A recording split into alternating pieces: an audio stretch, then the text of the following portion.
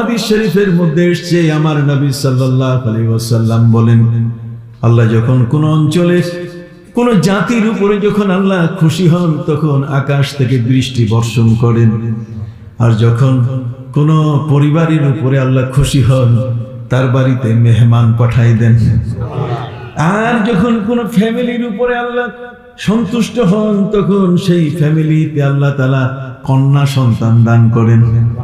অতএব কন্যা সন্তান আল্লাহর এত বড় নেয়ামত।